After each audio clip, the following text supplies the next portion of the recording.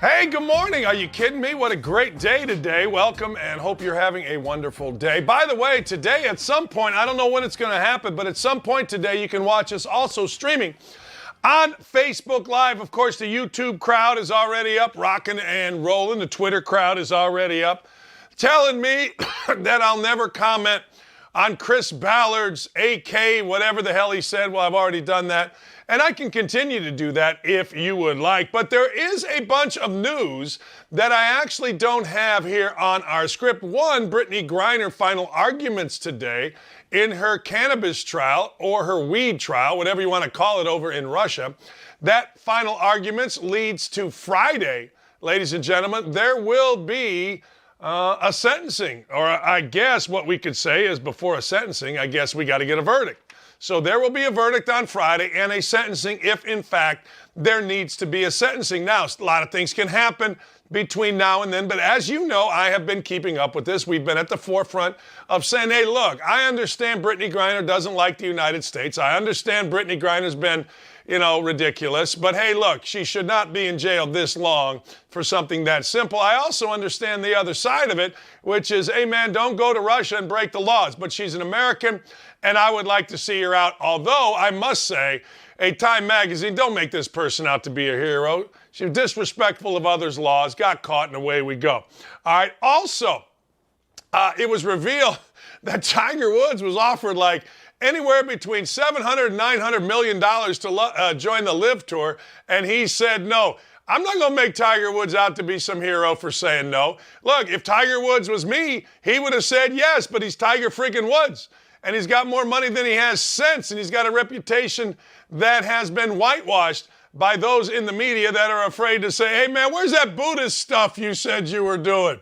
Anyway, if you're going to be that public a figure and you're going to talk about your religion, then let's see a little follow-up. We won't, we don't.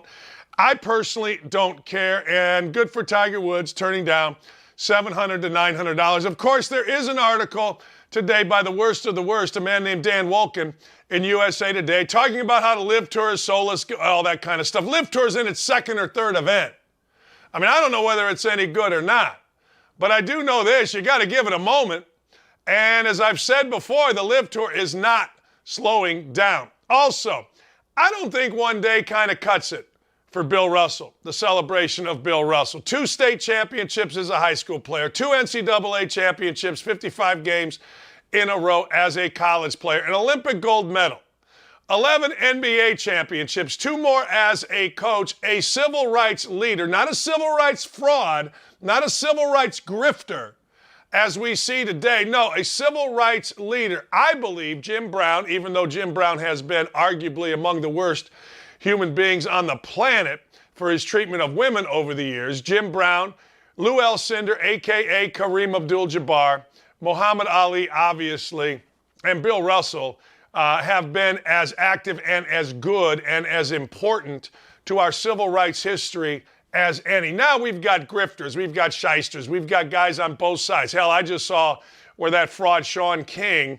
who I think is a white guy that acts as an African-American, spent 40 grand allegedly, at least according to Fox News, of GoFundMe type money, of finances raised to buy a damn dog. We got grifters out there, but I'll tell you this, Russell, no.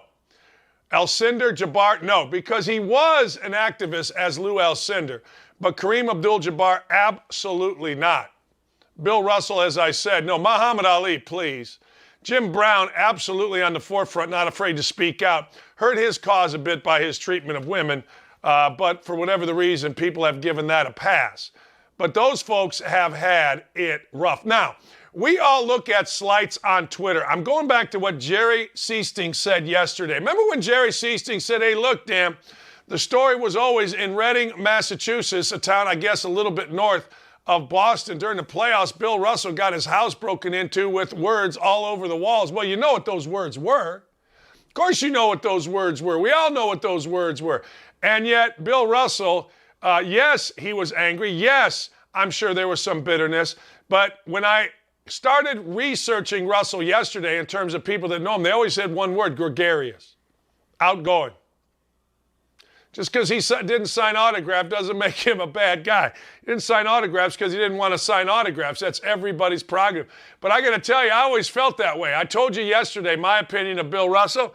Gregarious, outgoing, enthusiastic. Live your life with some damn enthusiasm, will you please?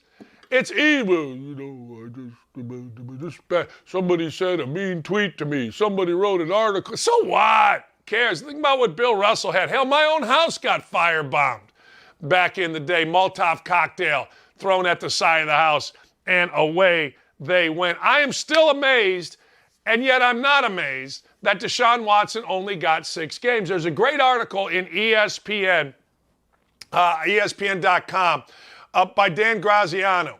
Dan Graziano talked about how an arbitrator is not supposed to make both sides happy. You go to an arbitrator so that they pick a side. Simple, right? I'm not here as an arbitrator to get a compromise. I'm here as an arbitrator to decide, and that's what we all have to understand. And an arbitrator does not base it on emotion.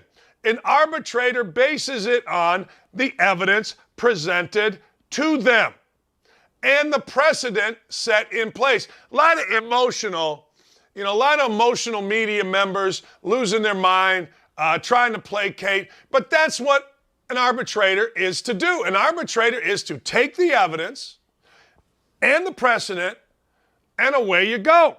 That's it. Now remember this, and this is a pretty serious thing. The arbitrator did say that that Deshaun Watson was guilty. Didn't say he was innocent, said he was guilty of violating the code of conduct. And in 3 ways, he engaged in sexual assault. How about that? That's what the arbitrator ruled.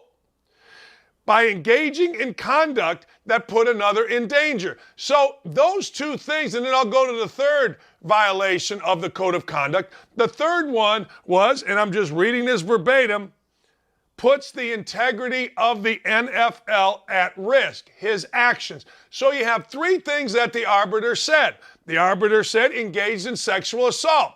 The arbiter said engaged in conduct that put another in danger and puts integrity of the NFL at risk. Now, the truth of the matter is, when you look at all of this, you look at why can they appeal?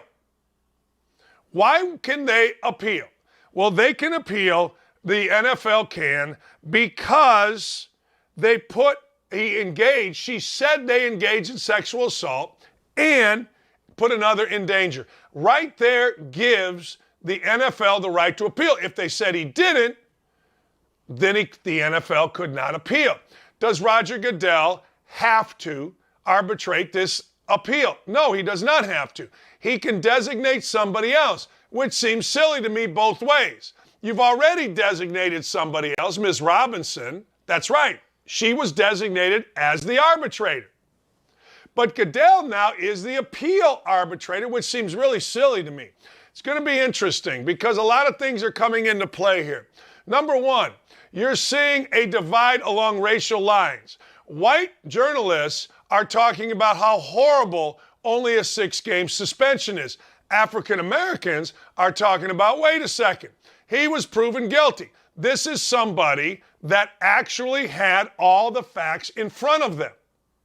She used the Ray Rice case of 2 games as a bit of a template. Now, when Ray Rice got 2 games was all Roger Goodell could do. So before you go screaming and yelling about 2 games from Roger Goodell, 2 games for Ray Rice, 6 for this, understand the rules have changed. Understand this about Calvin Ridley.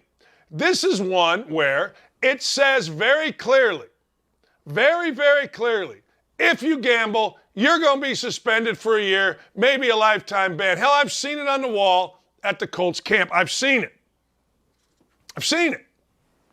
Now, for those of you that say, well, there were 24 women or 30 women, whatever, fine. They didn't have the power of subpoena. You couldn't say, hey, you must come in and talk to me, one of these ladies or one of these massage therapists, or by penalty of law. No, they didn't have that. So what they did was 12 people came in and spoke, 12 witnesses. Of those witnesses, Ms. Robinson used 4. Now, one of the things that she did say, which led to a guilty plea, and I think this is very interesting, that based on those 4 witnesses, sexual purpose was the reason for massage, not just therapeutic purpose. So Deshaun Watson was freaky.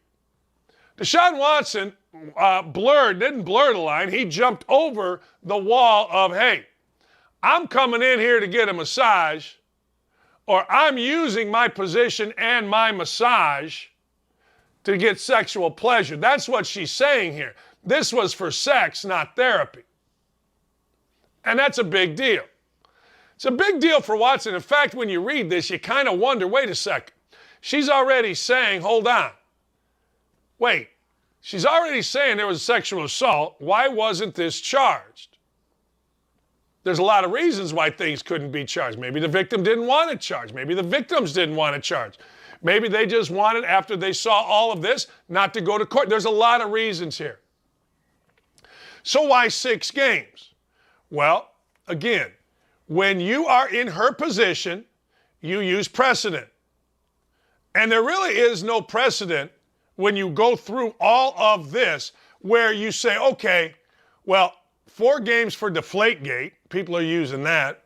A full year when something that says simply don't bet on football, or you could get at minimum a year suspension, at maximum a lifetime ban. Do you see what I'm saying here?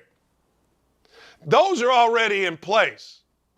So basically what she did was she made her best guess based on a variety of things, one of which was the Ray Rice incident. And here's the other thing. Yes, you have witnesses. Yes, you do. But let's be honest. In the world that we live in, that we all live in, witnesses are great. But because of the preponderance of this, because of how many folks can do this, guess what? Witnesses don't hold nearly as much water as they used to, and that's sad. I'm not saying that's right or wrong. You could make the argument that we absolutely saw what Ray Rice did, and we absolutely don't know he said, she said about what Deshaun Watson did. And I think that argument would hold water. Now, we can't, I guess, do every trial like that. I mean, at some points you got to believe witnesses, particularly when there's more than one. But that's the way this went. No video, no hard evidence. He said, she said, and the arbitrator, Ms. Robinson, did exactly what she was paid to do. Looked at the evidence, I'll read it exactly. Not designed to make all happy.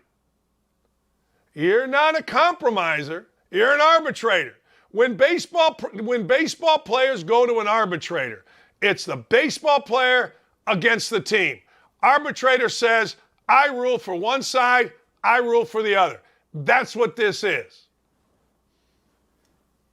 So make no mistake, Deshaun Watson, while we aren't happy about only losing this much money, or we are happy, while we aren't happy that he only got 6 games, or you are happy, he got found guilty. And I think that's being lost a little bit. I think it's kind of a big deal. Like, some of us look at only the money. A 6-game suspension is significant. Is it what maybe we all thought it would be? No. But as I said yesterday, I don't have the evidence that Ms. Robinson has. And I'm not charged to make a decision based on that evidence. Neither is some media guy that's writing about how awful or gross or ridiculous or whatever it is. He doesn't have it. You know what he's trying to do? See which way the wind blows. So whether you like it or not, I assume there will be an appeal, but here's the deal with an appeal. It's got to happen pretty quick. I mean, if Roger Goodell's going to appeal, I wouldn't be surprised if the notice doesn't come down during this show. I mean, it could happen. It's supposed to happen within 3 days. So we'll see what happens. But it is fascinating. And it is amazing how people just lost their minds so quickly on something that they knew nothing about. And I applaud Dan Graziano for writing the article today because, frankly, he laid it out. All right, let's go to the next thing. Baseball trade deadline. Ian Miller's going to join us coming up. Nobody knows more about it than Ian. One trade that I found fascinating was Josh Hader. Josh Hader, if you know who he is, man, he's the best reliever in baseball. You simply can't hit him. You simply can't hit him. And the Brewers are fighting. They're fighting it in the NL Central. They're trying. They're right around it. So they give away the number one guy. This is a pretty good trade for the Brewers.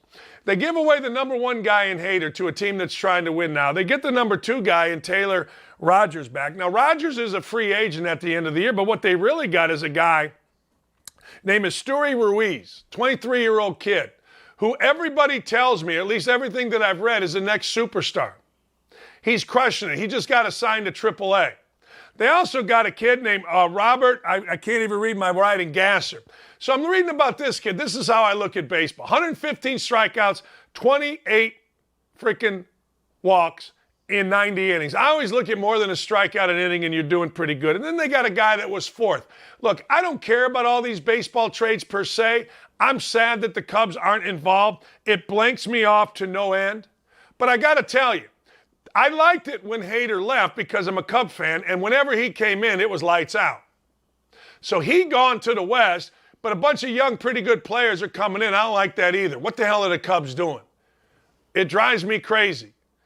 As a guy that ran off the bus, and ran, almost got hit a couple times because my house was on this side and the bus was on that. I almost got hit. What inning are they in? Cub fan my whole life. I like Hader gone, but I don't like other teams making good moves. All right? Stop. Ladies and gentlemen, minute by minute, throw by throw, training camp updates are ridiculous. I understand why you have to have them. Did you see that interception Baker Mayfield threw in practice the other day? So what? It's practice. We talking about practice.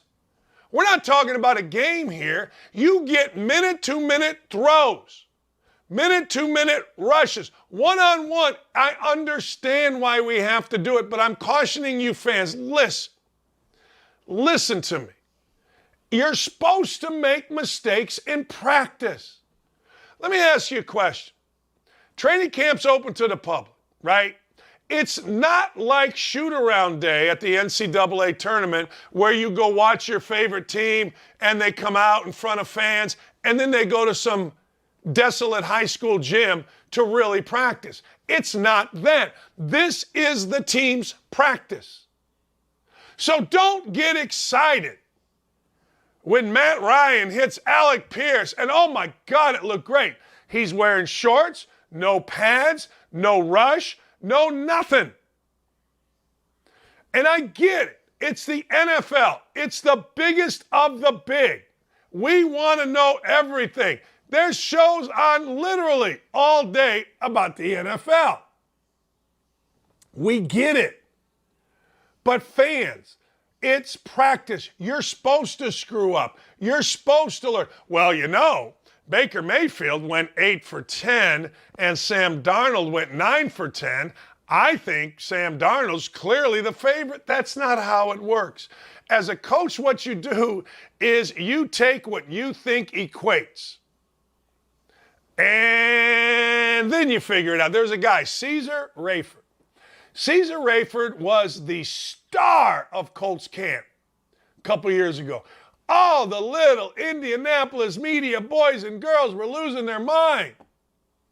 My God, Caesar Rayford. You know what happened to Caesar Rayford the day after a big article in our favorite newspaper came out? Traded, Dallas. Never played, cut with a month or two later. Durant Carter. Man, Durant Carter was the man in Colts camp. Deion Kane. Oh, man. Your camp has it too.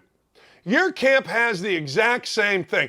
I guarantee you, whatever you are, wherever you are, whoever you are a fan of, there are guys that you're like, man, this guy's going to be the man.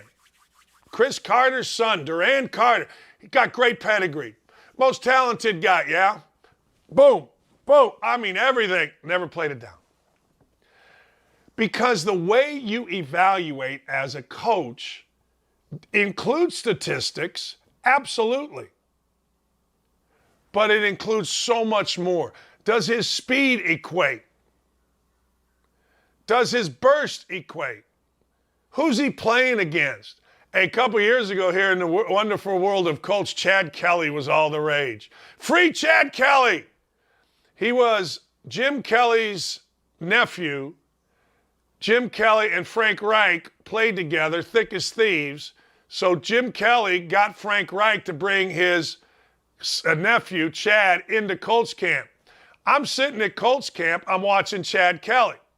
Chad Kelly's the first guy out there. He's doing all the right things. Now, Chad Kelly was a legit player out of Ole Miss. He was like a 6th or 7th round draft choice, got into some trouble, had a bad night. All right, next thing you know, he's out of the league. They bring him in, and Chad Kelly's doing all the right things.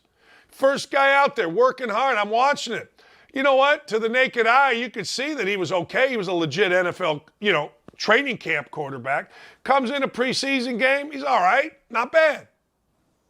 Doesn't make the team. Gets cut. Doesn't get picked up. I don't know where Chad Kelly is. But I'll give Chad Kelly credit. He at least did what you're supposed to do, which is do the things right. Didn't make the team. No dishonor in that. He busted it.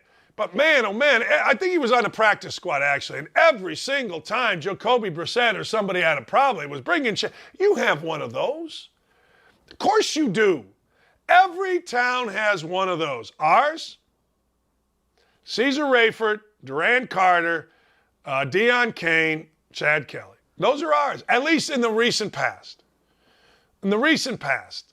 I remember going, hey man, this is awesome, right? All right, trade deadline is here. Look, baseball, I understand, has an attendance problem. Baseball, I understand, isn't necessarily in the conscious eye, but baseball's doing great. You see the salaries they're giving out? Have you seen the money baseball is doling out? If you haven't, check it out. I'll give you an example. 15 years, $440 million. $440 million, damn near $500 million. Turned down by a guy hitting 240. Think about that. So baseball's got all these issues. One of the issues is not this guy, Ohtani. If I'm building a baseball team, I want this guy. Why? Because he can pitch, he can hit, by all accounts, a great teammate. He's a star. People want to buy his jerseys. People want to be around him. People from out of state fly in to see him. People go to batting practice. If he pitches, people get, it's everything. And yet, because of how ridiculous sports have become, all they're talking about these last 2 days is a deal for Ohtani dead? If they, Major League Baseball and the Los Angeles Angels, trade Shohei Ohtani, baseball officially stinks. This is a guy you keep. This is a guy you build around. This is a guy that you hire a general manager smart enough to make the right moves that between him and Mike Trout, you win some games. This is not a guy you trade for pieces. I don't care. This is a guy that you keep in your organization for 25 years, and then you have a day, and then you put a statue. Same with Mike Trout. This is what you do with this guy. And if you don't have if you don't have minor league enough, and you got to trade him for prospects, then the general manager is awful, and he needs to go. I don't care what freaking group he belongs to. Doesn't matter. You got to go. I don't care. Get somebody in there smart. But you cannot trade this man if you are the Los Angeles Angels. This is the best player in baseball, the most interesting player in baseball, the most visible worldwide player in baseball. How about you get a general manager that's smart enough to put pieces around him that can win something? Or you get an owner that, I don't know, makes the Los Angeles Angels an attractive place for people to come. Trade him to the Dodgers. Let them put billboards all up all around the city and see how that goes for you. Trade him to San Diego. San Diego seems to be buying everything. Let them put billboards, and everybody traveling both ways, LA to San Diego and San Diego back, can see this guy on billboards. If they trade Shohei Ohtani, then baseball completely stinks. Awful. Awful. If they trade Ohtani and don't fire the general manager, it's worse than stinks. It's like your grandpa, after a bad night of eating sausage and coney dogs and drinking whiskey, what he does to the bathroom. That kind of stinks. My father, always knew when my father had conies. Downstairs bathroom, that's the stink. It smells so bad there's particles in the air if they get rid of Ohtani. Seriously, be better.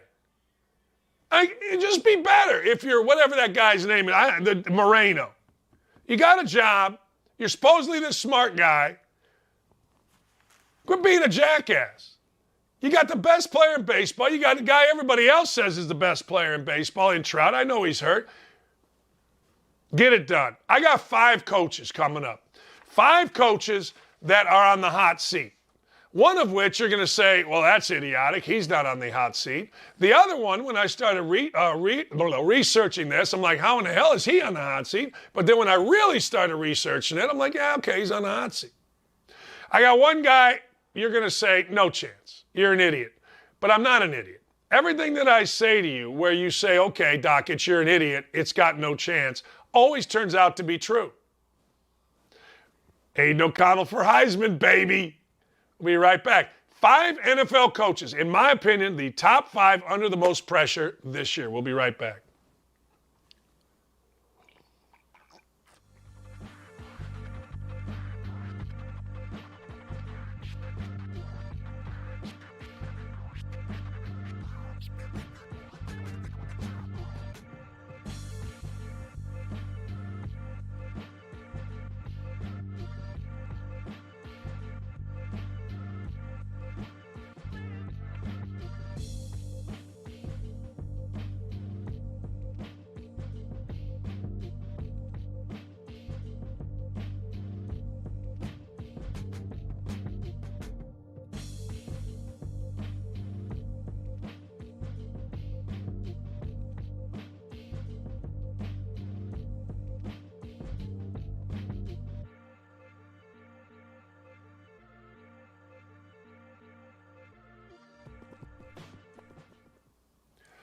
Hey, welcome back. Thanks for being here. We got great numbers so far. Go out and tell your friends.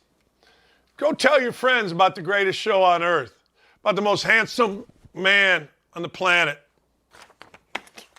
Anyway, all right. I got 5 coaches.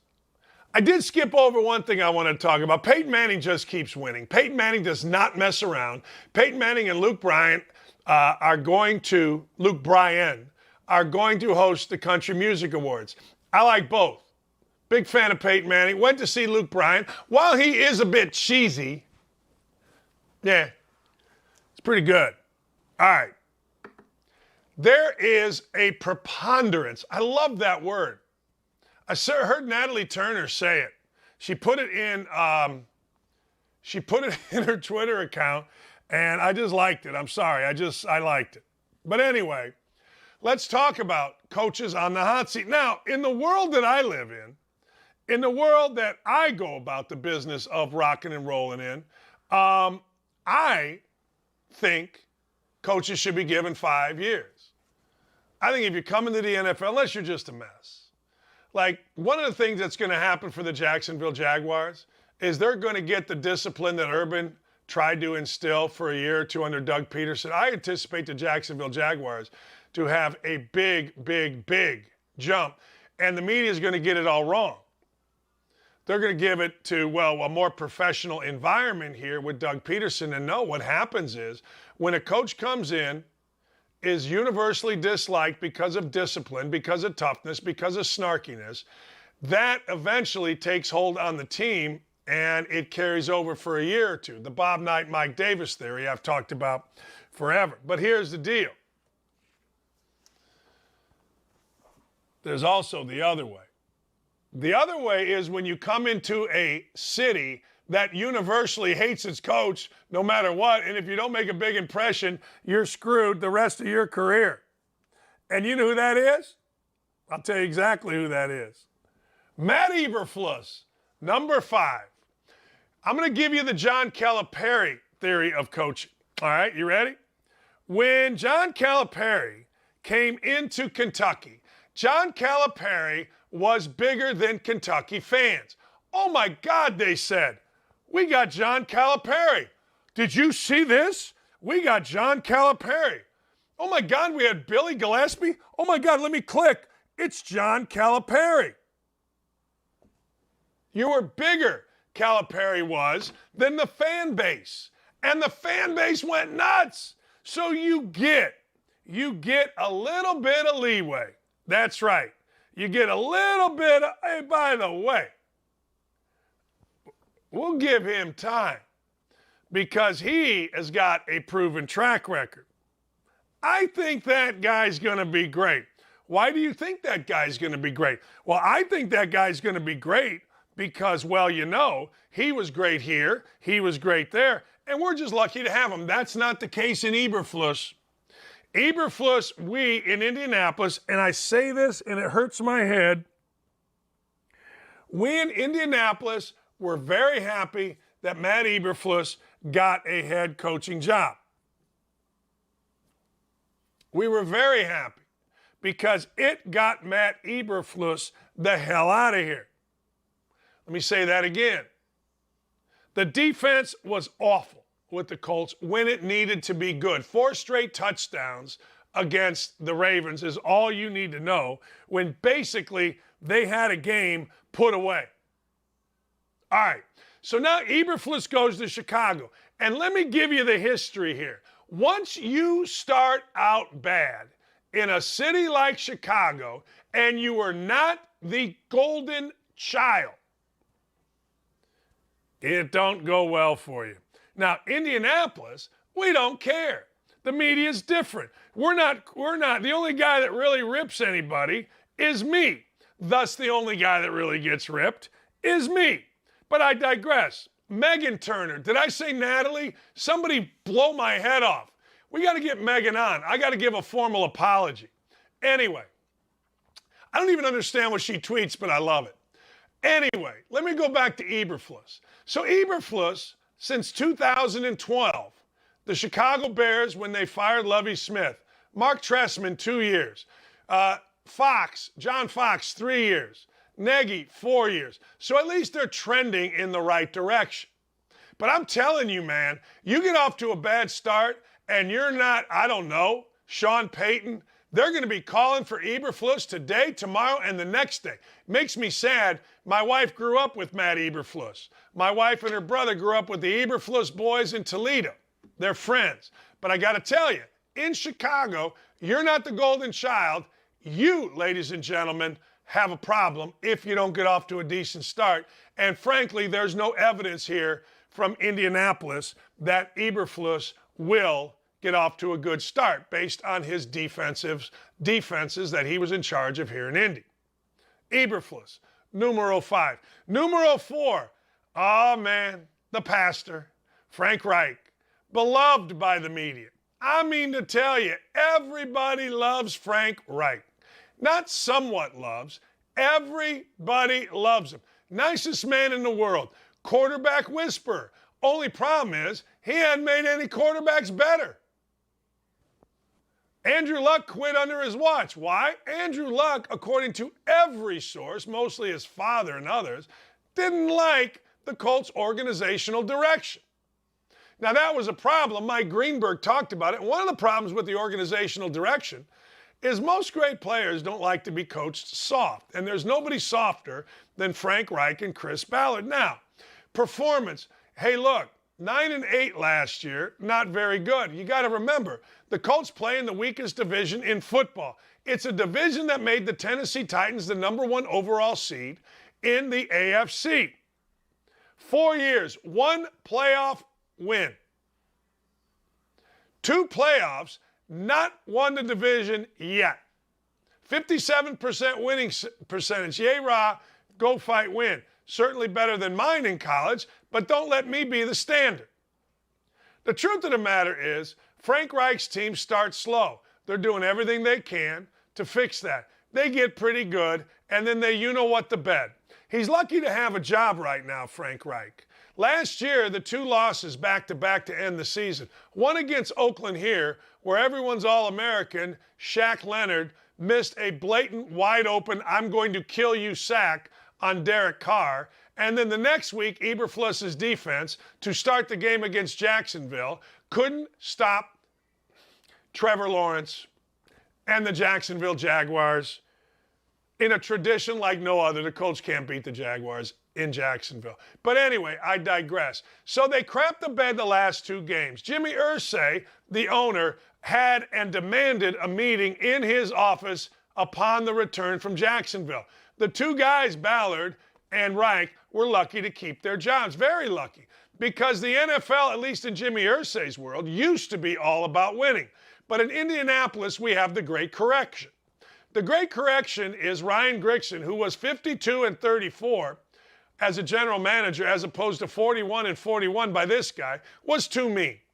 The media didn't love him. The only person he talked to in town had 2 thumbs and pointed at himself, this guy. Because he understood that I was the only guy that anybody really listened to. And that blanked off every other media.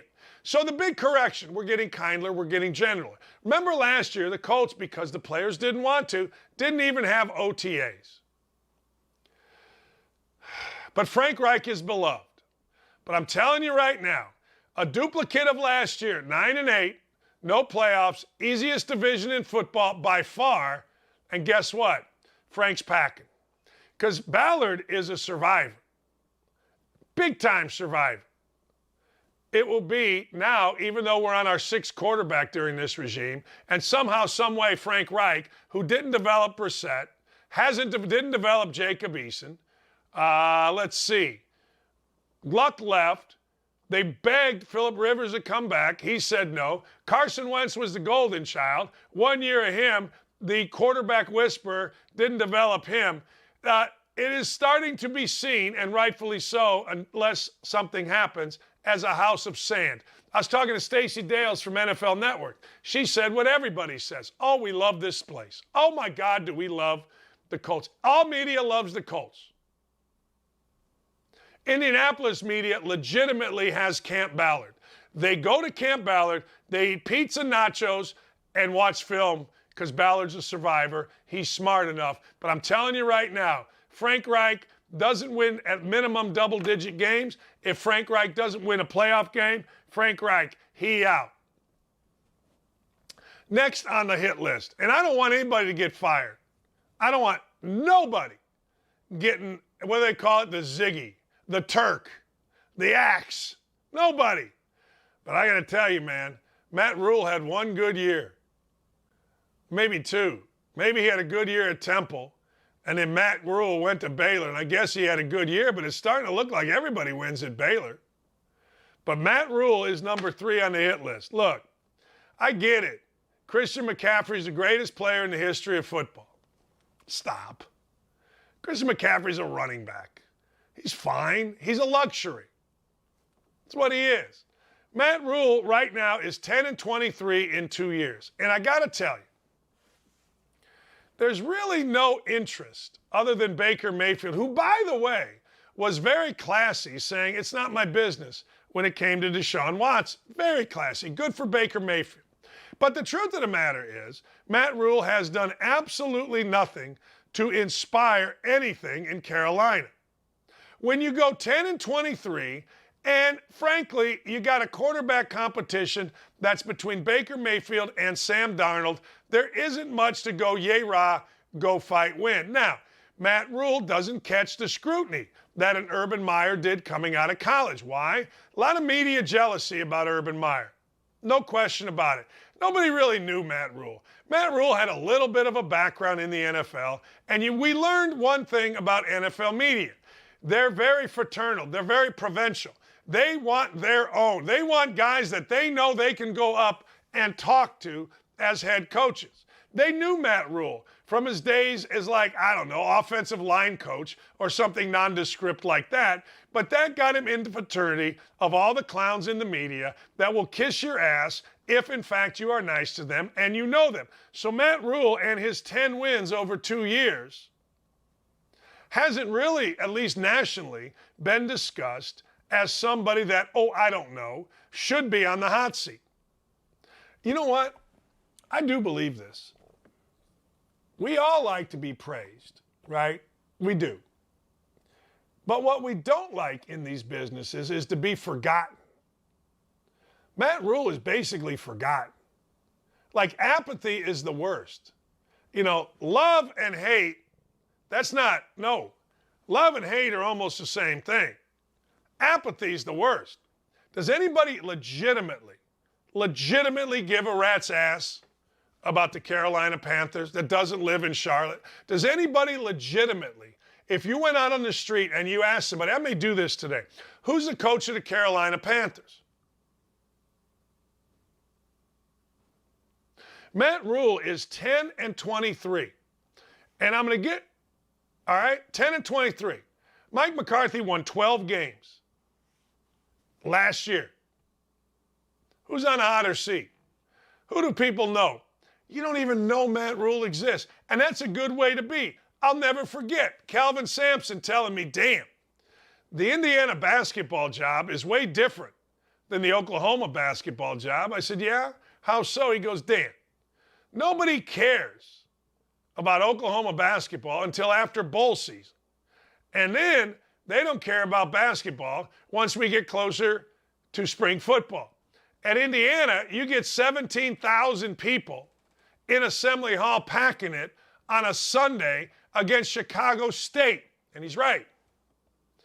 With the Carolina Panthers, you can go 10-23. You can finish third and fourth in your division in your 2 years, and you're not going to be seeing on Get Up or NFL Network or anywhere, you're not going to be seeing anything about Carolina other than when they do their season preview. Every single day, Mike McCarthy has been fired on ESPN. Every single day. I'm telling you. I'll look. It'll happen today. I'm not saying it's a headline. But all right. So good for Matt Rule. He has put himself in a position where nobody gives a rat's ass. So you can go 10-23. All right. But he's number 3 on the hit parade. Number 2. This is the one I'm like, oh man, really? But I got to tell you, it seems to be going that way. And it's that guy, Pete Carroll. I'm going to give you a couple Pete Carroll deals. Since 2000.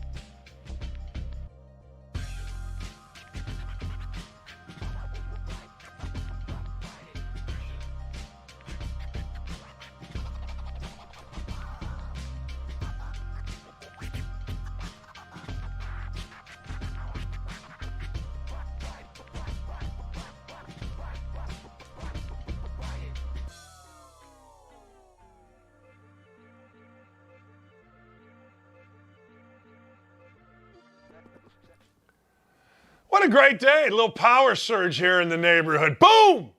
And next thing you know, away we go, baby. Yeah. All right, number 2. Now, this shocked me a little bit. I cannot tell a lie. This did. This shocked me when I looked at Pete Carroll, and everybody's, I got to turn off this volume here. There we go. When I looked at Pete Carroll, did you know since 2012, 10 years, 8 times Pete Carroll has won 10 games or more, but I believe him to be on the hot seat. Russell Wilson wanted out of there, and he got out of there. Now, when you're without your quarterback, let's be honest, problems ensue. Now, again, man, training camp, you know who's been looking really good? Drew Lock. I saw a video of him throwing into a screen, and he hit the hole every time. All right.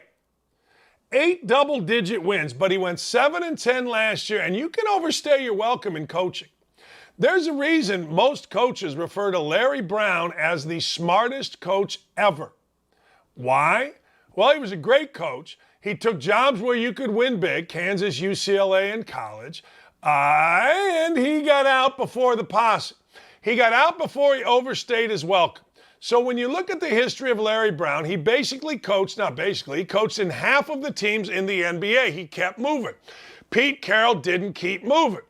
Pete Carroll, again, stayed too long, 7-10. Now he's got some heat. Now he's without a star, really. And when you look at it, Russell Wilson is a star.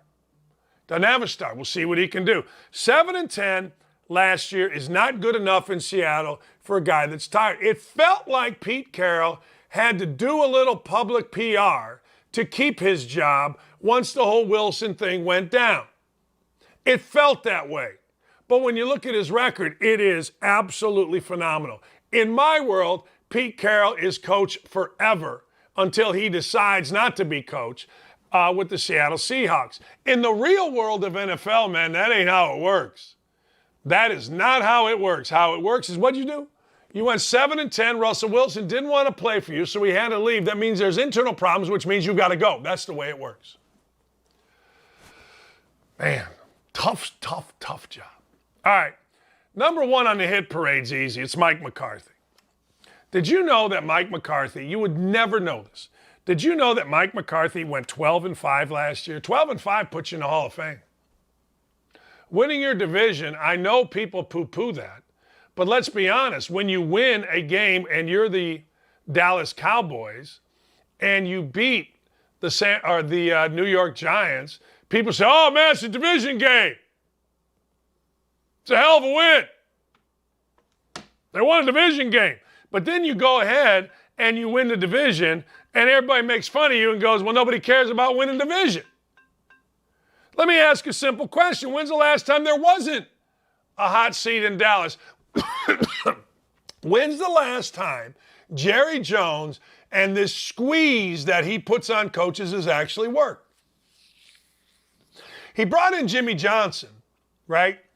He brought in Jimmy Johnson because it was his boy, and they since fell out over ego to the point where, if you saw this the other day, Jerry Jones actually said this. He actually said that Jimmy Johnson is sniveling to get in the Ring of Honor.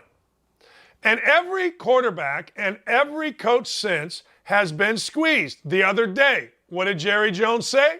He said, look, if I didn't think Mike McCarthy could lead us to the Super Bowl, he wouldn't be the coach. We get that. But then you know what he said?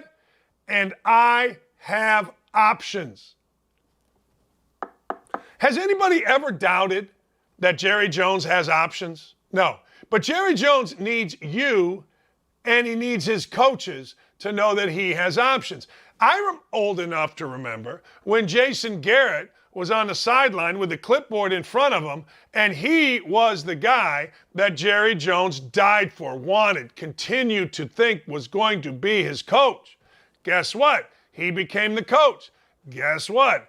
Every day the questions. Guess what? He didn't win a Super Bowl. Now's Mike McCarthy. As my friend Seth Greenberg said, probably 6 weeks after the NFL season, hey, Dan, Mike McCarthy hasn't coached a game in 6 weeks, yet he gets fired every damn day on ESPN. And he's right. He obviously is the guy with the most heat on him. It's every single day. Look, for some reason, the Cowboys sell. $7.6 billion is what the Cowboys franchise is worth. Jerry Jones, for whatever the reason, if you don't like him, great. If you like him, great, has put the Cowboys in a position where it is the most valuable franchise in American sport. It just came out. How has he done that? One of the ways he's done that is he has kept it in the public eye by, I suppose, putting pressure on his coach, putting pressure on his quarterback, being the GM, doing radio interviews weekly with the local radio station, where it seems like every single radio interview on a Monday or Tuesday or whenever the hell he does it leads to some type headline all across the country. It's glorious. It's magical. It's business. And when you are not the owner, or you are not the owner's children, or you are not a private partner in ownership, you are a worker. And as a worker for Jerry Jones, you are under constant pressure. It's not a bad business model. It's not a bad sports model. But it does lend itself to you now, Mike McCarthy, are the next. There's also another reason, let's be honest. Mike McCarthy doesn't look like what people want looking like anymore. Mike McCarthy's an old fat guy, old fat white guy. So he's easy. He's easy. Everyone that's ever played for McCarthy, everyone that's ever been around McCarthy will tell you he's the greatest dude ever. But that don't matter. And that factors into this too. It's far easier to criticize Mike McCarthy than Brian Flores. I mean, I don't know if you've paid any attention to the very, very slim reports during the Brian Flores era, but it was a complete train wreck in Miami. I mean, a total train wreck. Mike McCarthy won 12 games. Well, he should win 12. Why? Why should the Dallas Cowboys win more than anybody else? It used to be the Dallas Cowboys under Gil Brandt and Tex Schramm and Tom Landry were ahead of the game. They were the first in scouting. They were the first in computers. They were the first to use analytics. Everybody's the same now, and that's the way the NFL likes it. So why do we pay attention so much to the Dallas Cowboys? I don't know. But I think it has something to do with Jerry Jones being smarter than everybody when it comes to raising the profile of his team and his business. Yeah, they were America's team in the 70s. Are they still? I don't know. But they still put a ton of heat on the coach, baby. Man, that would be fun. One of the greatest things of my life, two times, high school and college. We got good enough in high school that every time we went on the road, it was a packed house line out the door. I fell into it in Indiana, where every time we played, it was a packed house, people lined up out the door. I can still remember going down to UTEP, and it was like a damn party. They had tents, they had beer sale. It was like, wow. That's what the Cowboys are. Biggest game every week, and that's fun. No, that's a lot of fun. That's what you want to do when you are a coach or a player. I got to tell you, trade deadline, interesting. I hate it that my Cubs aren't involved. Ian Miller knows. We're going to talk to Ian when we come back. Stay right here.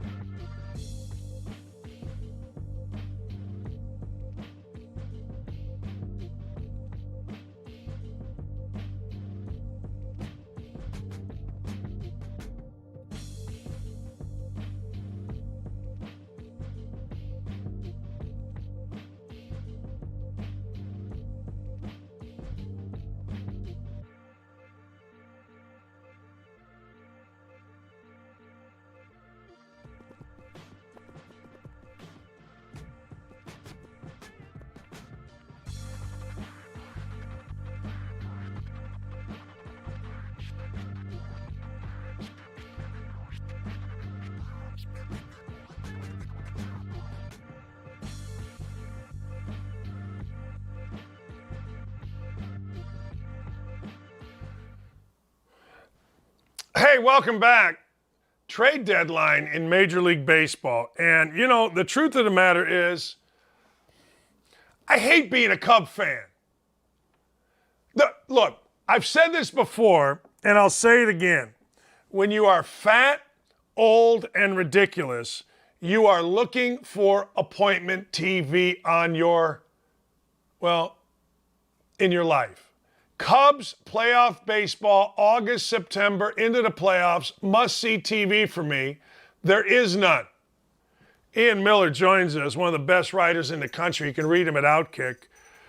I'm not even talking to you about the Cubs. They pissed me off so much. So I got to talk about Josh Hader.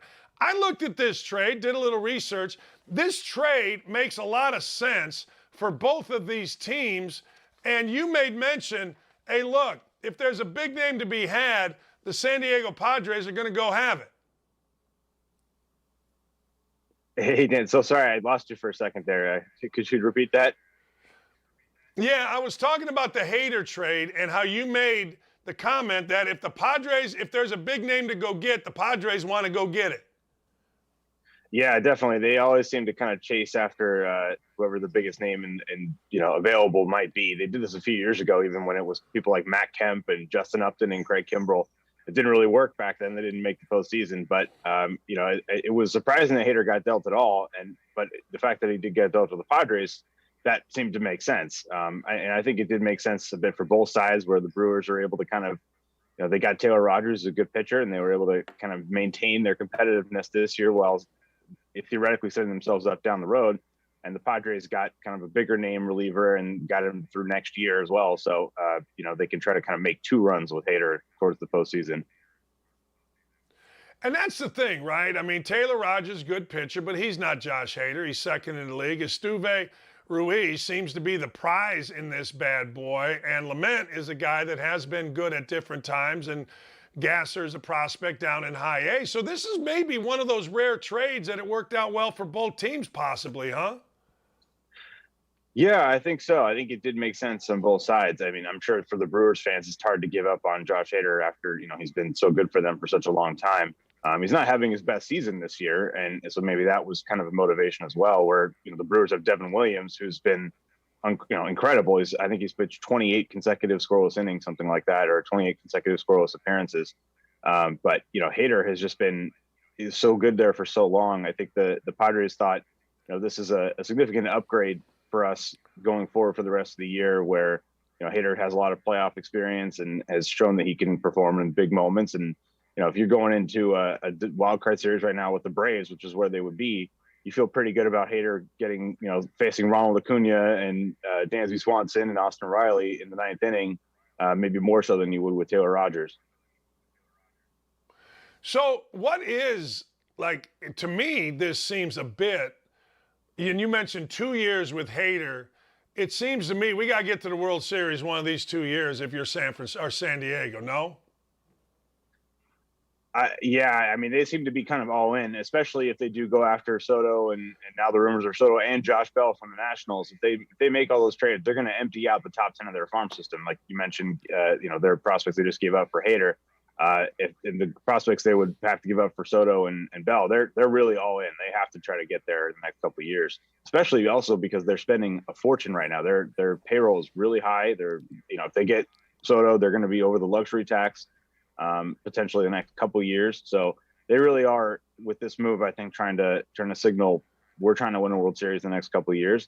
Obviously, it's not that easy. The Dodgers have had great teams for 5-6 years in a row and haven't always won. As a Dodgers fan, I know. So it is, but at least it's exciting to see teams going for it. I know you mentioned being a Cubs fan is frustrating. This is kind of the opposite, right? The Padres are telling their fans, look, we're going for it and we're trying to win as hard as we can. Ian, I don't give a rat's ass about how much money my team is spending. I get it, we're supposed to. I don't care. Bring all these guys and let's make a run. But speaking of Soto, has anything that happened thus far had a major impact on Soto yet? I think that, teams that were early on supposed to be in it, like the Mets, when they made deals, or the Yankees went and got Andrew Benintendi, that seemed like they were kind of backing out of the Soto sweepstakes. But so far, the Cardinals have gotten Jose Quintana, but that they didn't give up a lot of their best prospects. The Dodgers made a small move for a reliever. So, all the three teams that were supposed to be in the conversation right now, Dodgers, Padres, Cardinals, they've all have those top prospects and young major league players available still to include in this deal if they really want to. So, it does seem like the Padres, after giving up a couple of their maybe top 10, top 15 prospects, if they do have to trade 3 or 4 more, it could be more substantially harmful to them down the road. But they might be willing to do that. It's going to be very interesting next couple hours here. Ian, when you look at baseball, baseball is dying. I don't know, man. These salaries that they're giving out are pretty damn big. I mean, this is like, if that's dying, I want to die with you. Will Soto potentially make more? Is he betting on himself, Aaron Judge style? I mean, he turns down 15 years, $440,000. There's a lot of there's a lot of elements to why you turn something down. He may not want to be there. He may not think they're building. I don't know. But can he make more than that? Yeah, well, every player has different priorities. And, we saw with Bryce Harper with the Phillies, he signed for a really long time, and he probably could have had a higher average annual value if he had structured his contract differently. But he valued, I just want to know I'm going to be in Philadelphia for the rest of my career, and I don't have to go through free agency again.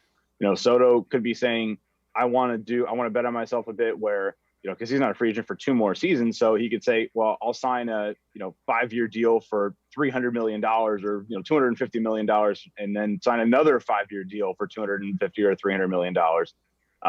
Some guys have different priorities. He may value just getting the most money per season versus getting the longest commitment. And I think he could definitely make more if he does do a shorter term, higher average value. And obviously stays healthy and continues to be productive over the rest of the next 10 plus years. He's so young. It's hard to even fathom how young he is compared to most free agents. I mean, he's going to be a free agent at like 25, 26. So he'll have a lot of opportunities to sign big contracts. He could do 2, or he could do 1, for 10 years, 450 or something like that, and kind of break records if that's where he wants to go.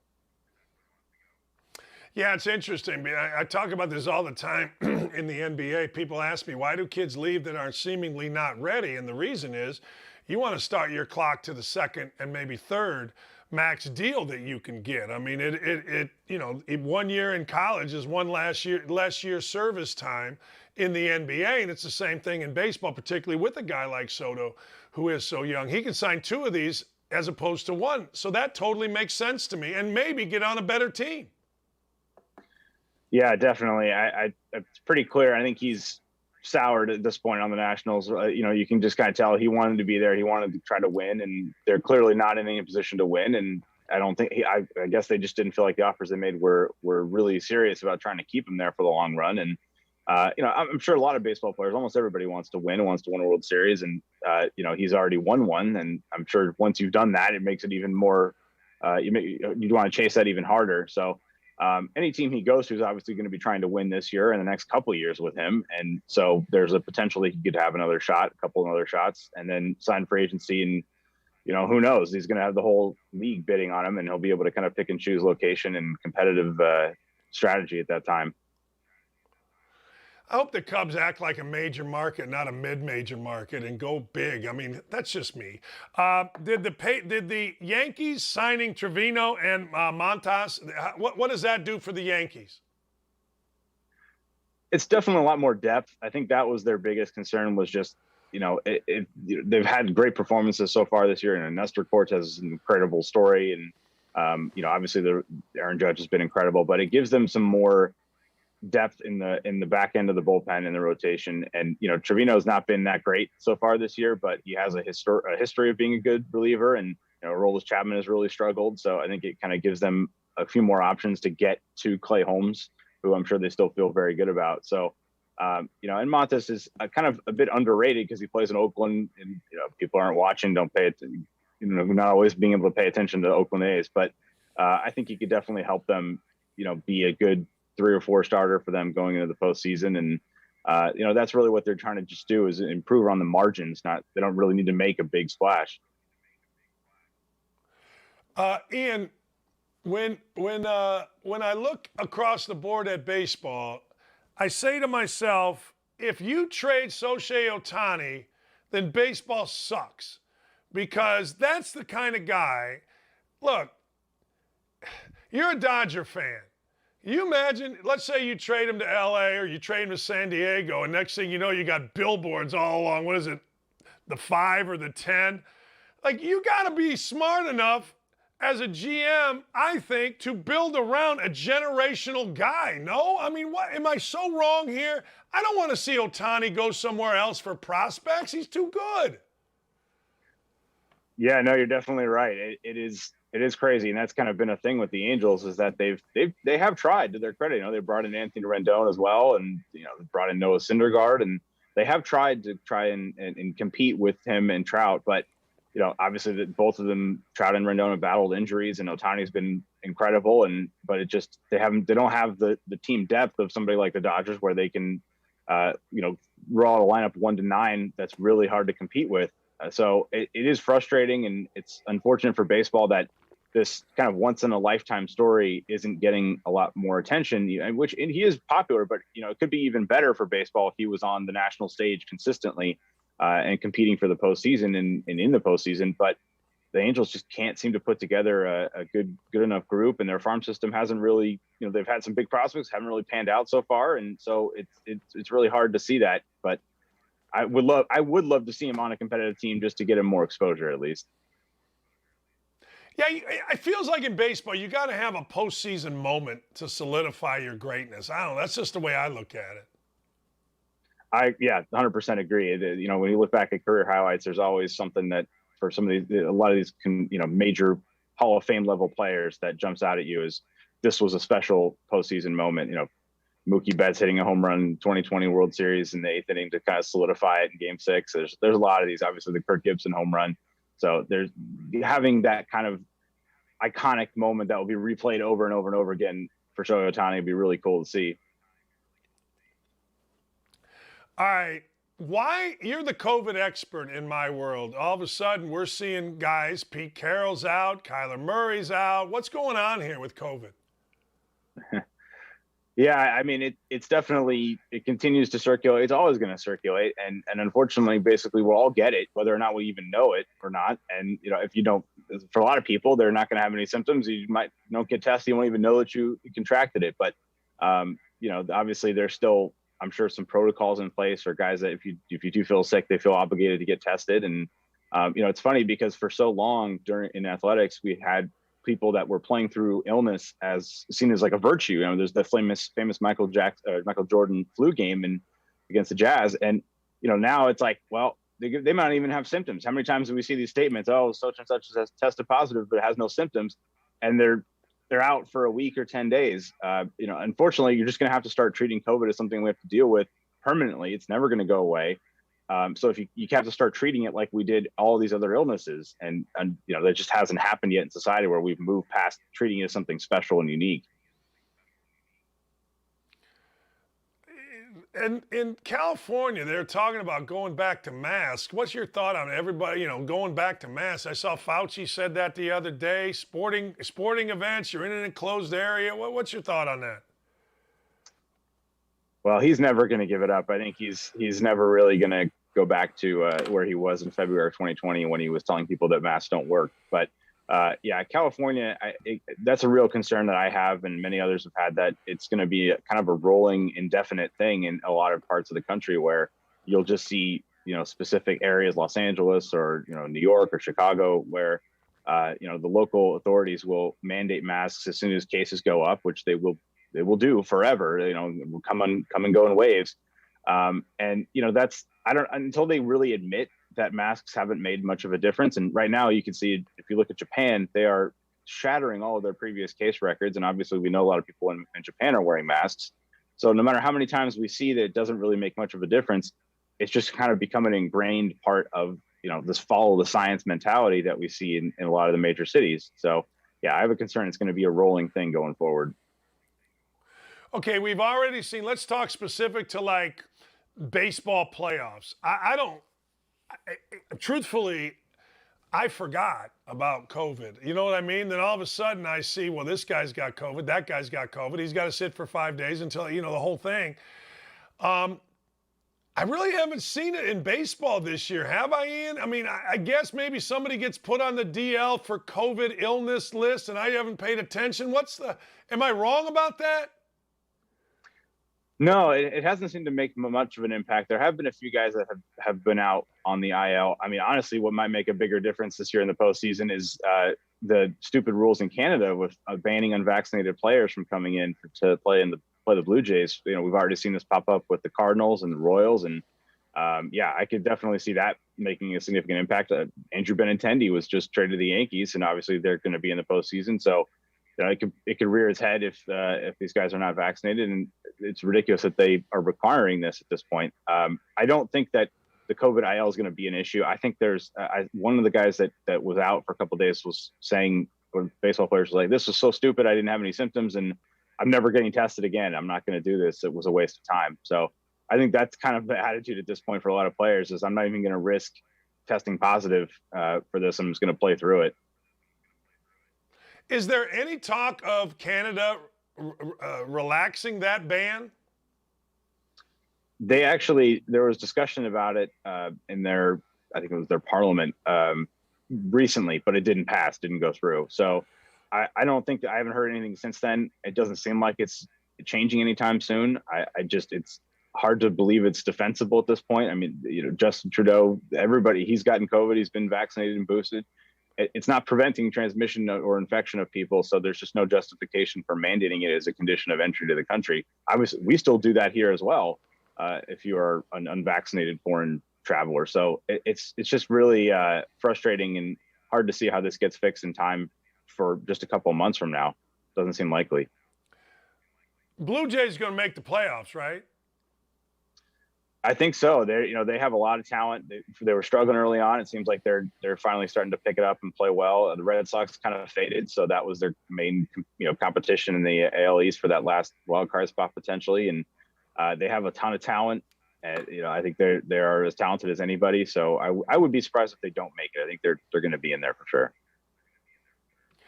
Yeah, I mean, and then man. Have any players that you know of, Ian, have they said, okay, like, if we make the playoffs and if we have to go to Toronto, I will get vaccinated?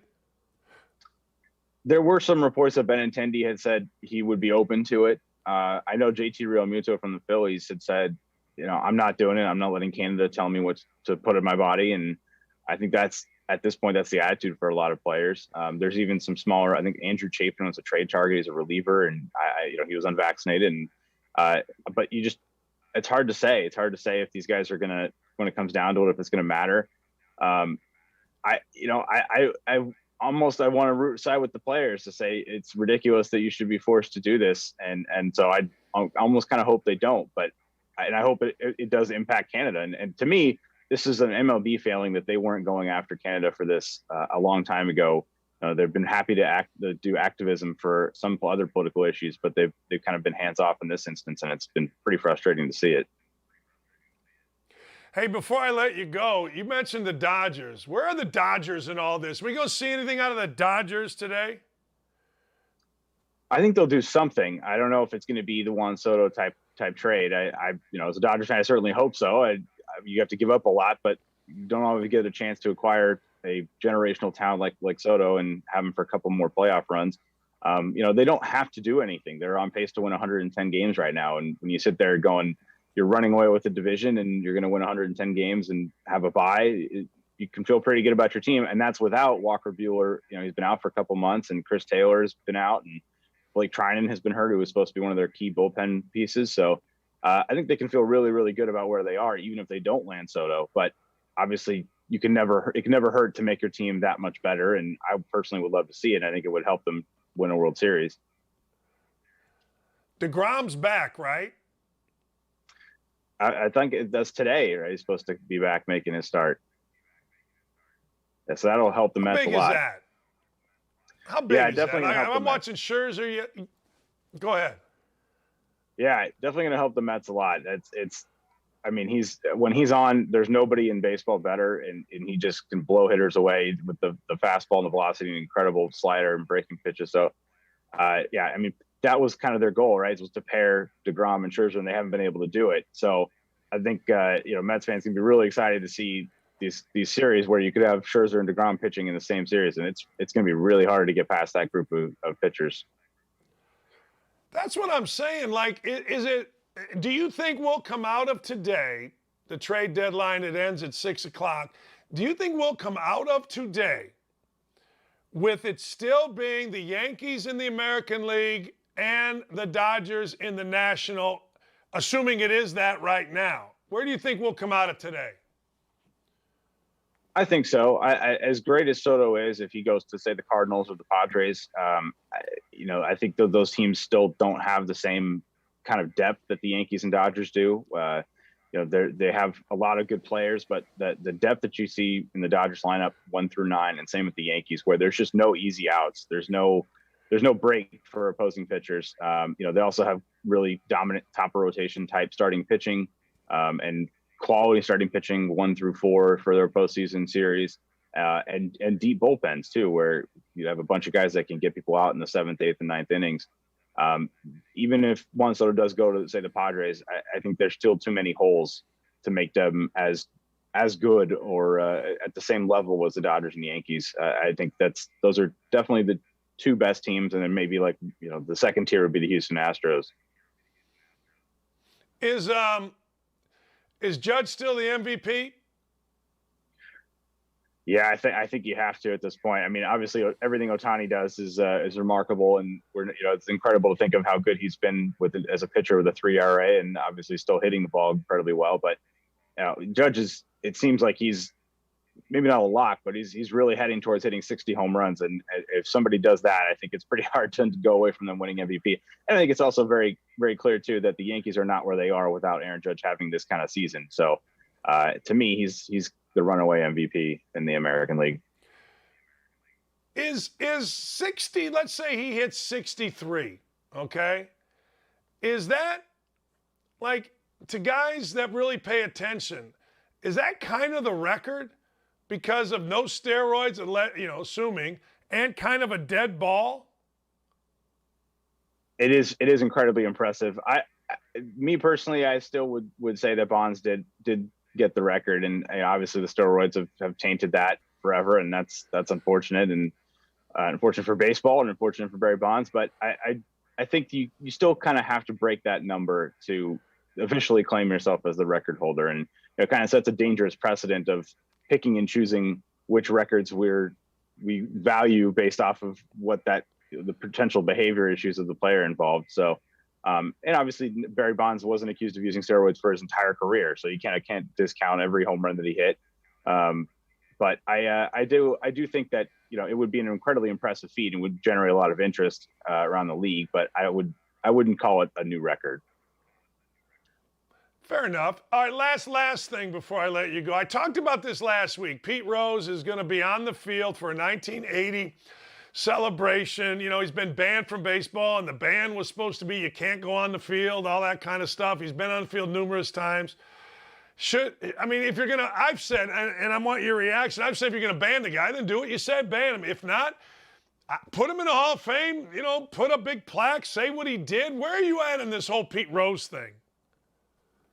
That's a great question. I do agree with you. I think if you do want to say, we're taking a stand against gambling in baseball, then he's got to be out forever, and you can't kind of have it both ways. But at this point, MLB's kind of embraced gambling. It's part of life now. It's part of the interest level in baseball, and it's been a huge factor of the NFL's success over the last 20 years. So I don't think that most people care that much anymore. I think most people would rather just celebrate Pete Rose's career accomplishments. I don't think MLB would be losing anything by allowing him into the Hall of Fame or saying that other players would be tolerated if they started gambling on baseball. So I don't really see a downside to letting him kind of be celebrated. And especially, we don't have a lot of these kind of living legend type players left anymore from that era. So I personally would rather just see them kind of allow him back to be involved in things. It doesn't mean you have to go out there actively promoting him, but at least you can say, we're going to recognize him in the Hall of Fame. We're going to recognize what he did and all of his accomplishments. Yeah. I mean, look, I'm all for it, particularly back in the day before they embraced. Will we see a Major League Baseball team like the Oakland A's in Vegas at some point? It may be. It certainly kind of seems to be heading that way. Vegas has still been growing rapidly. Obviously, a lot of more people, and they've been very successful with the hockey team and the Raiders. So I think there's clearly fan support for it. Obviously, baseball is a tough sell because it's 81 games and it's during the middle of the summer. So you're going to have to build an indoor stadium out there or a roof of some kind. And Phoenix has made it work, but there just seems like Oakland. It's time for a change there. That stadium is so decrepit and the fans have stopped coming, and that's fair because the team hasn't been trying to win. So I think it kind of rejuvenate the franchise a bit, maybe put some more energy to it, bring some more money in there so they could try to go out and keep the guys that they've developed over the years instead of just, trading them to other teams as they get better. So it wouldn't be the worst thing in the world if they do move to Vegas too.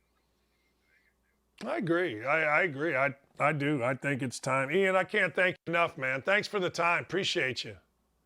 No, thanks a lot for having me. It's my pleasure. You can read Ian. Follow him on Twitter at IANIANMSC. Follow him there.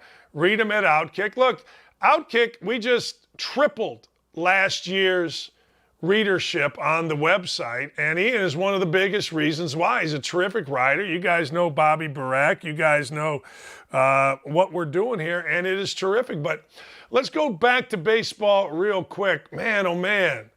I watched Juan Soto last night, and all Juan Soto did last night was hit a bomb off Scherzer and then throw a guy out at home plate.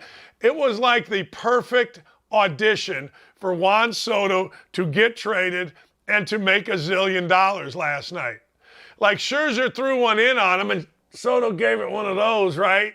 And then he hit a absolute freaking moonshot bomb. And then later on, he came in and fired a strike, boom, tag, out. If you were going to paint a picture of the best player in baseball, and I don't know if he's the best player in baseball. Ohtani seems to be to me, and when you ask people, they always say Trout. But if you were going to paint a picture, it got painted last night. It got painted last night on national TV with those two plays. It really did. It was terrific. Hey, it's not Wednesday. I am off tomorrow. I have a thing I'm going to up in Chicago that I go to every year, and I can't miss it. So we're going to have What the Hell Wednesday, and you're not going to want to miss this. There's some wacky stuff going on in this world, ladies and gentlemen. Hey, and it involves social media. And it involves getting arrested because of your social media. Those of you with social media accounts, you have to hear. It also involves animals in your popcorn bag. And what does Tom Brady have to do with Ivanka Trump? Wild coming up here on What the Hell Wednesday. We'll be right back. Megan, baby, Megan Turner, I apologize. Where did I get Natalie? Where did I get Natalie Turner? I don't know.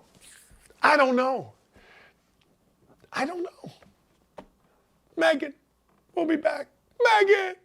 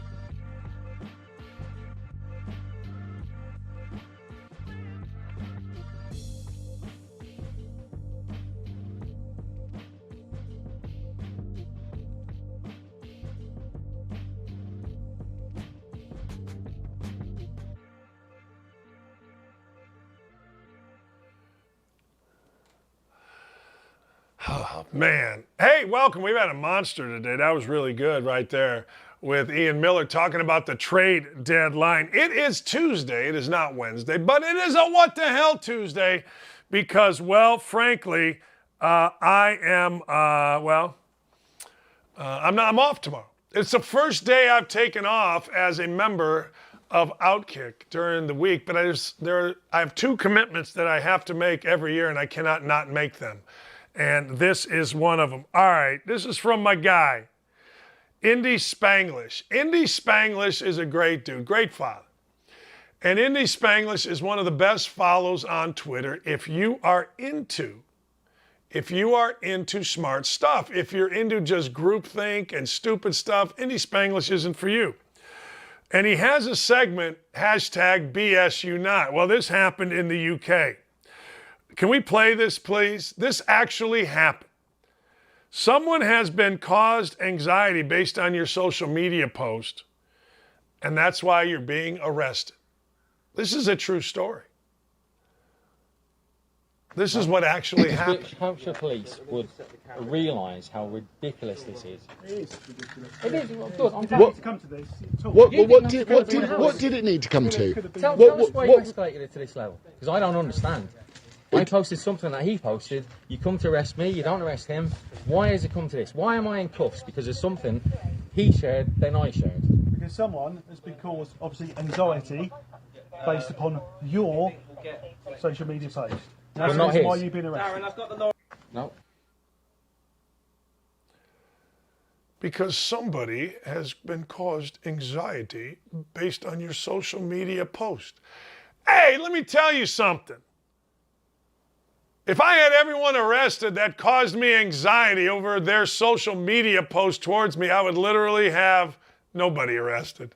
I look at social media posts and I respond and I go back. I used to. I don't so much anymore. But think about that.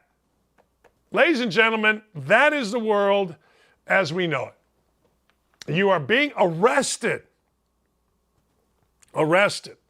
See, I get called a bully on social media because I respond to people that come at me. Now, I always thought a bully was somebody that used their position over somebody else and starting a fray. Meaning you're working, you're just doing your job, and I'm the boss, and all of a sudden I come and I start a fray. Not you're working, you're a jackass to the boss, and the boss slaps you down. The boss says, "What are you talking about?" And that's not a bully, that's a response. And manipulation is you trying to be upset about my response to you and your bully. But I get it. So that guy, and when he said this, it was something they said to me that I said back. That's all I've ever done on Twitter. You think on Twitter that I go try to find slap blank Johnny and say, "Hey, slap blank"? No, I respond because I'm a man of the people. Next one.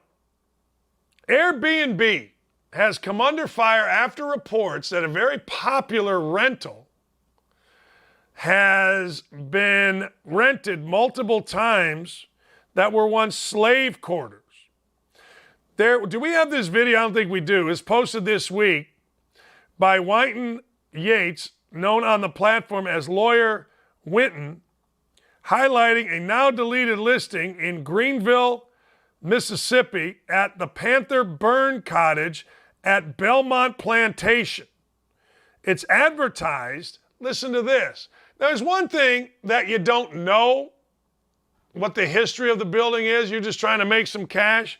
But this unit, its description openly advertised that it was a location where enslaved black Americans were forced to live in the 1830s. It was later used as a cabin for sharecroppers and an office. Now, Yates said he was in disbelief when his brother shared the listing in his family group chat, explaining that the listing made a mockery of the brutal history of American slavery. And I got to tell you, I'm with you. I'm with you on this. Like, if I rent something out and I don't know the history, okay, fine. Like a guy bet me the other day that this lake that I live on is over a city named Georgetown. I'm like, no, it's not. I didn't know that. So you don't always know the history. But when you know the history and you advertise it, I got to tell you, that's bad.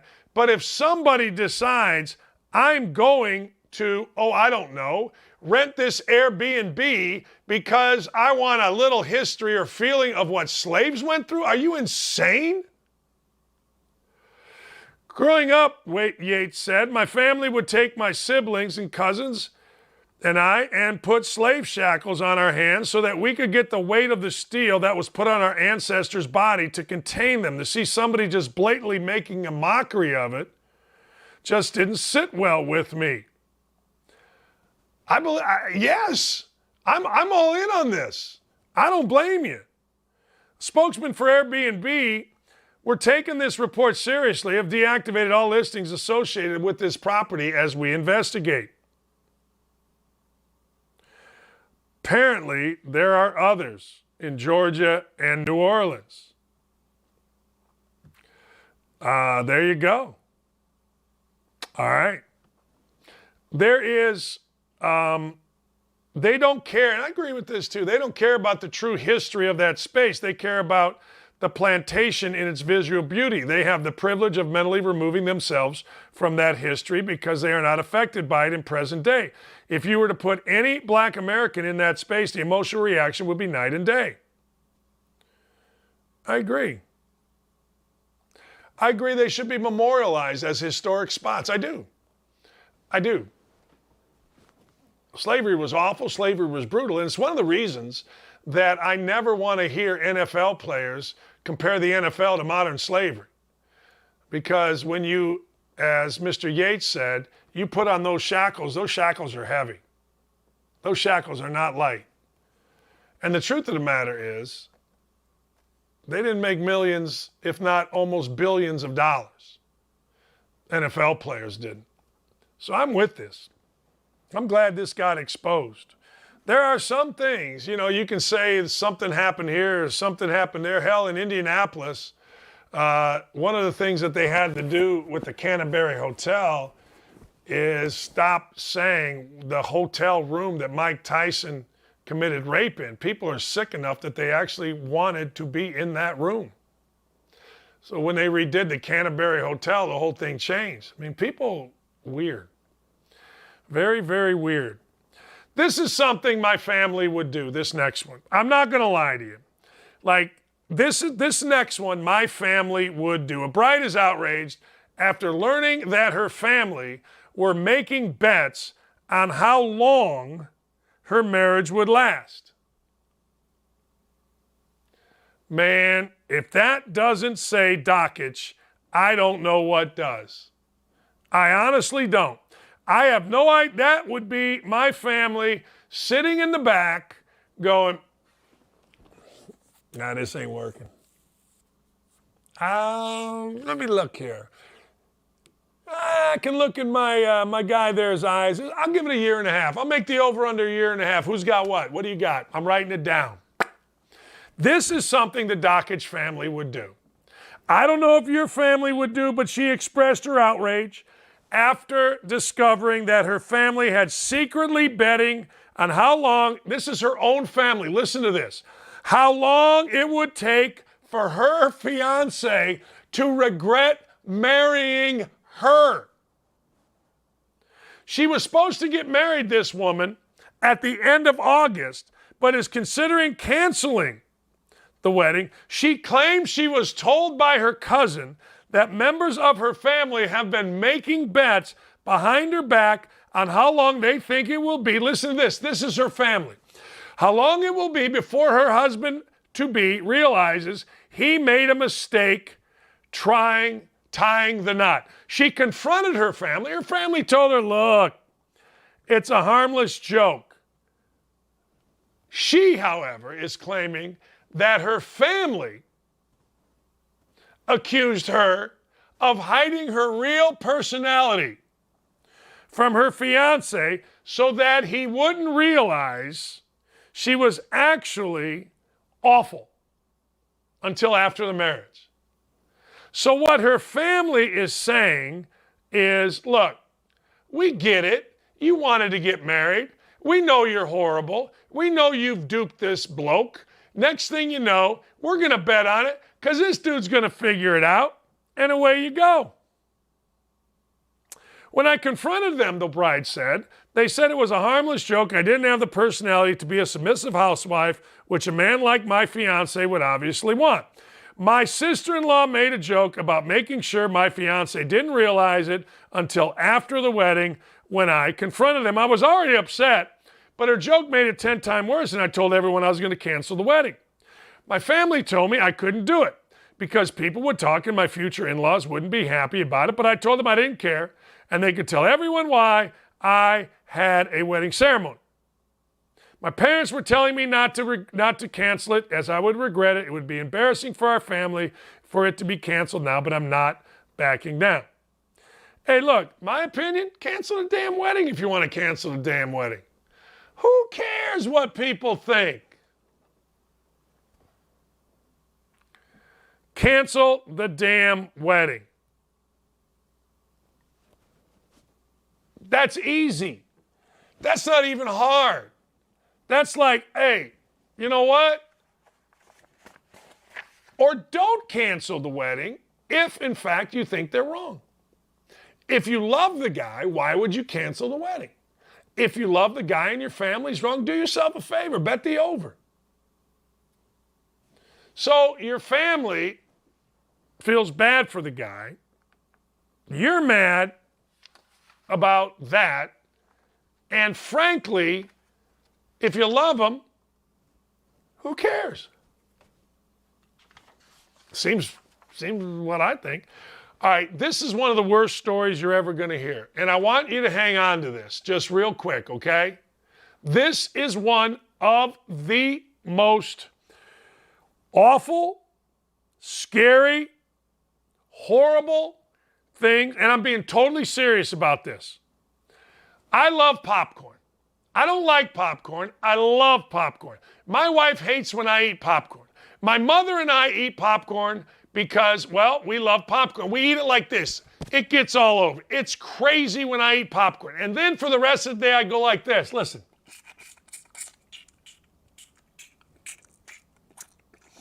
Drives her bat blank crazy. Drives her nuts. So someone in Virginia decided we're going to go get a bag of popcorn. It had a hole in the front. A snake poked its head from inside the bag. Shoppers Value, Kenbridge, Virginia. She noticed the bag of popcorn had a hole in the upper right corner. As soon as I went to put the bag in my basket to take it up front because, you know, they can't sell it, the thing popped out. A black rat snake. Now, I don't know nothing about snakes. I don't want to know nothing about snakes. I know copperheads can kill you. They had them in Bloomington. I know gardener snakes are harmless. But a black rat snake in your popcorn bag. It slithered out, went around her cart, and then went back in the hole. It was the full length of the cart. The reptile was a small black snake.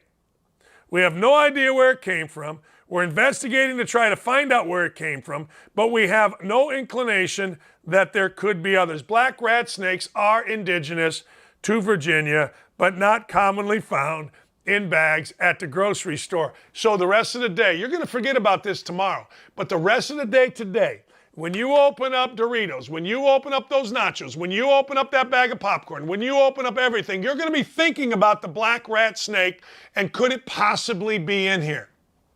And the answer is yes. Yes, it could possibly be in here. Of course it could possibly be in here. Why wouldn't it possibly be in here? It should be in there. Can you imagine? Now look, right now I'm sitting at a desk. And right now, my legs are a little nervous because I can't see my legs, and I'm wondering if there's anything crawling down there because of a black rat snake that is in the damn popcorn. It's literally the grossest thing I've ever seen. You remember Jared Kushner? You remember Ivanka Trump? Remember Tom Brady? This is awesome. This is so good. So Donald Trump, playfully or maybe not, warned Jared Kushner, his son-in-law, that Tom Brady was also trying to, Ivanka Trump. It's in a new book.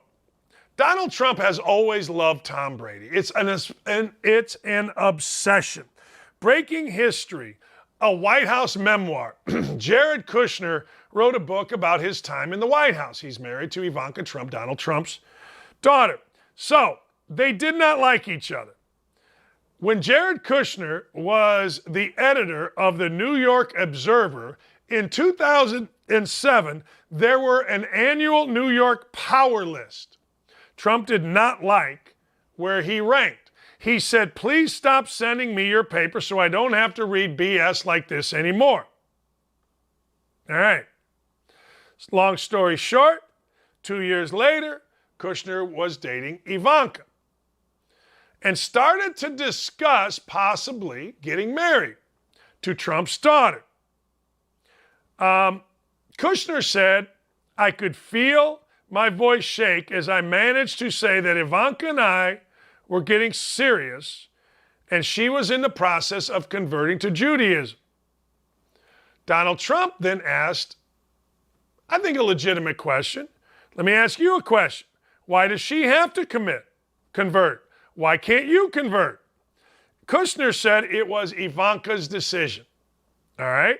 He also then threw the Tom Brady at him.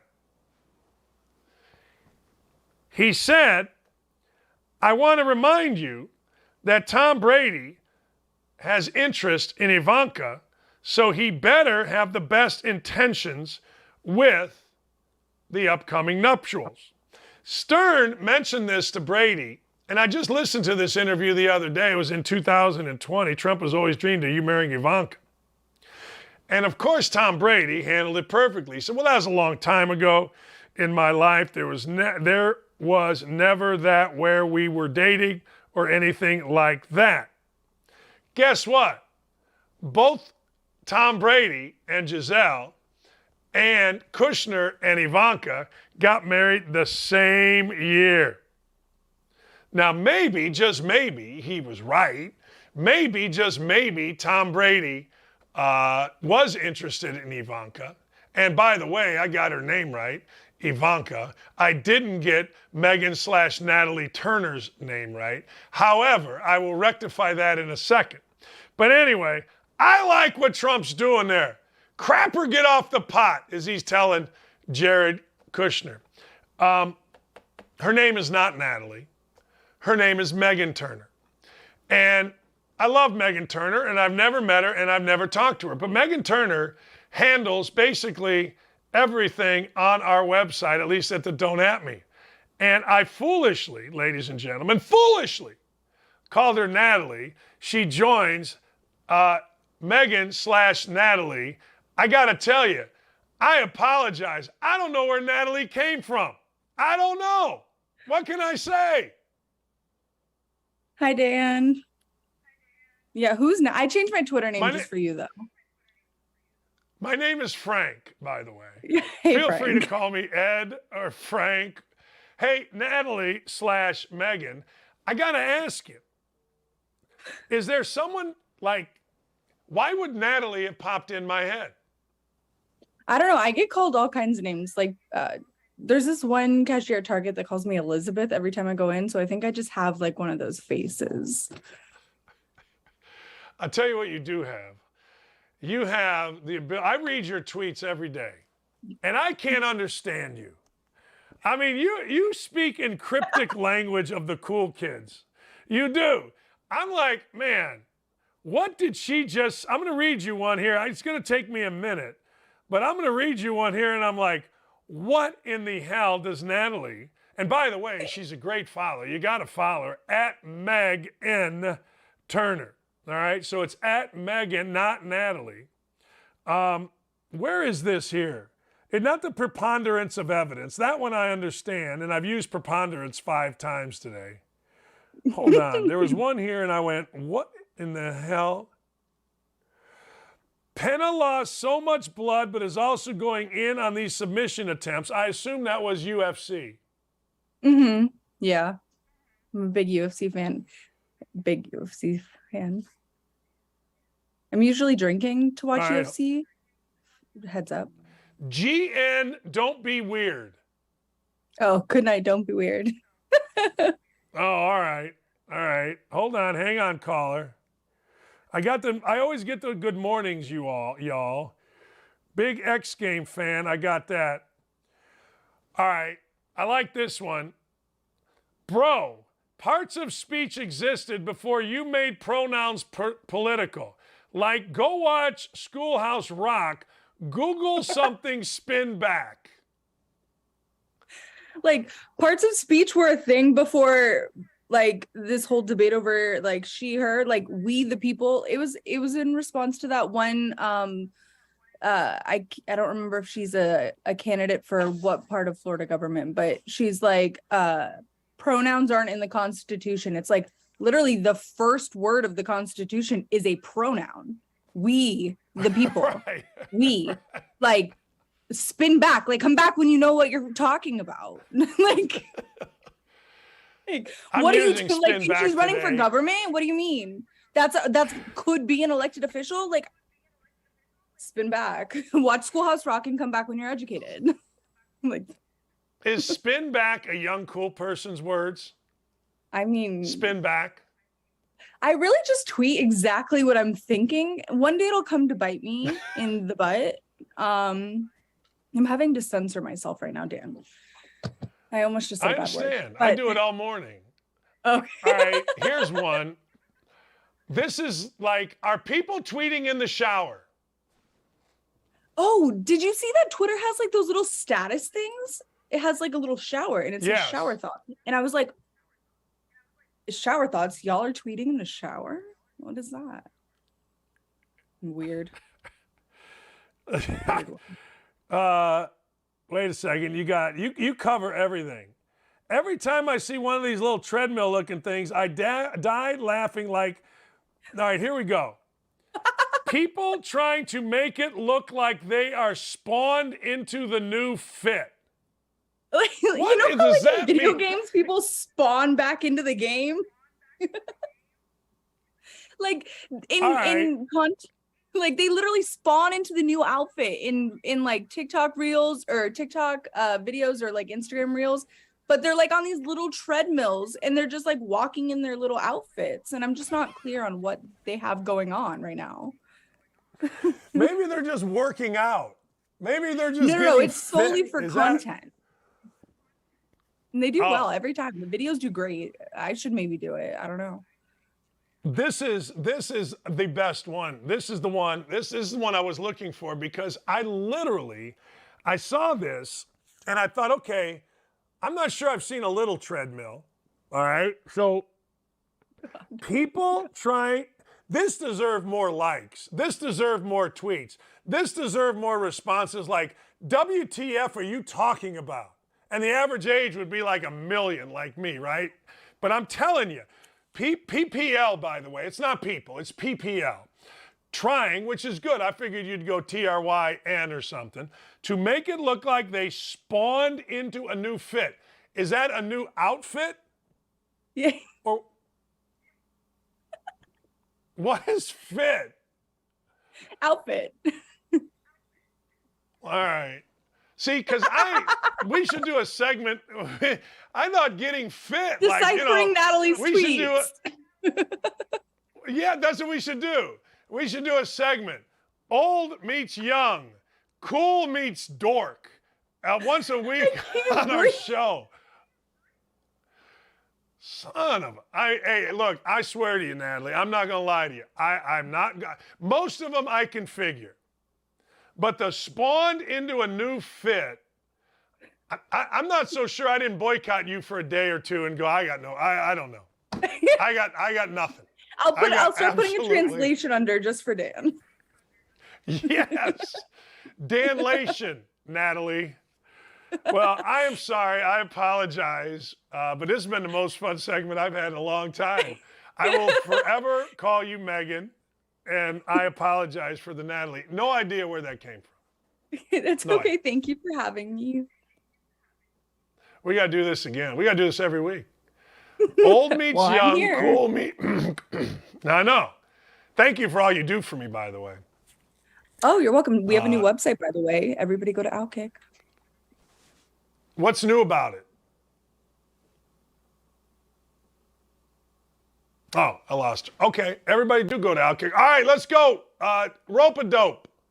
We ready? Woke-a-dope. Woke-a-dope. We got it real quick. We'll go with woke-a-dope, and then we'll call it a day. I'm telling you. You guys tweet stuff, and I just don't know what it is. I just, like, if you would, this is the tweet in question, and I think we'll get woke-a-dope up. There it is. Look at this guy. How about this guy? Is this guy beautiful? Scott Dworkin. Scott Dworkin, you are our woke-a-dope because you, once again, have shown the world that, hold on, don't get rid of this. He's got 1 million followers. He's the co-founder, executive director of the Dem Coalition, the DeWoke Report. He's an investigator, an author, an Obama alum, the Resistance Forever. He looks exactly like what you would think. If you get fired for not getting vaccinated, just know that you deserve it. Republicans need to stay out of hell of our private lives. You, sir, you're awesome, Scott. You're the best. You prove what I've said every day. Man, there's some awful, ridiculous people, both sides of the aisle. But man, you lefties, you got it all figured out. All right, noon to 3, 107.5 The Fan. I am out tomorrow. My thanks to Ian Miller. My thanks to Meg Turner. My thanks always to Dylan and Ryan and Davey. We had a great show today. Thanks for watching. Thanks for listening. Do me a favor and just retweet everything that I tweet out. Let's get this going. It's moving in a great direction, and I thank you all for it. But we got to make this huge. We'll be back on Thursday, as tomorrow I am off. Have a wonderful, wonderful rest of your day.